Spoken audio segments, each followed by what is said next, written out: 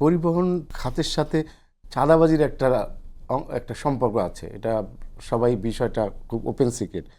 এটা আসলে আমাদের এই দেশের মতো মানে দক্ষিণ এশিয়ায় একটা দেশ, আমরা ছোট, এখানে পুরোপুরি আপনি চাঁদাবাজিকে বন্ধ করতে পারবেন না, কিন্তু নিয়ন্ত্রণে আনা সম্ভব। সেটার ব্যাপারে আপনারা কি ব্যবস্থা নিচ্ছেন? দেখুন, চাঁদাবাজি শব্দটাই তো আর বৈধ না। চাঁদাবাজি শব্দটাই হচ্ছে অবৈধ শব্দ, তাই না?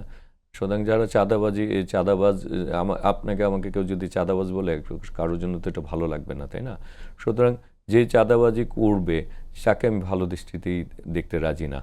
আর যারা চাঁদাবাজি করবে তাদের বিরুদ্ধে ব্যবস্থা গ্রহণ করতে আমি মানে ব্যবস্থা গ্রহণ করব, এটাই হচ্ছে আমার মানসিকতা। এবং আমার সরকারেরও একই মানসিকতা। আমাদের বর্তমান প্রাইম মিনিস্টার কিন্তু তাই বলেছেন, তিনি একটি মাদক মুক্ত, চাঁদাবাজ মুক্ত, সন্ত্রাসমুক্ত বাংলাদেশ করতে চান। সেখানে কিন্তু প্রশাসনকে সর্বোচ্চ পর্যায় থেকে সব জায়গায়, আমরা যেমন আমার লোকাল এলাকায় আমরা নিজেরাই সব জায়গায় বলছি যে চাঁদাবাজি যে করে, অবৈধ দখলদার যারা, তাদেরকে আপনার উচ্ছেদ করেন এবং চাঁদাবাজদেরকে গ্রেপ্তার করেন। মাদকের সাথে যারা জড়িত তাদেরকে গ্রেপ্তার করেন।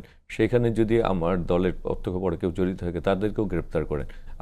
তাদের বিরুদ্ধে আমরা শাস্তিমূলক ব্যবস্থা গ্রহণ করি, যাতে রাজনৈতিকভাবে তারা কখনোই পুরস্কৃত হতে না পারে, তারা যে তিরস্কারের শিকার হয়, এবং তাদেরকে রাজনৈতিকভাবে শাস্তি দেবো, সাথে সাথে প্রশাসনিক শাস্তিও আমরা চাই।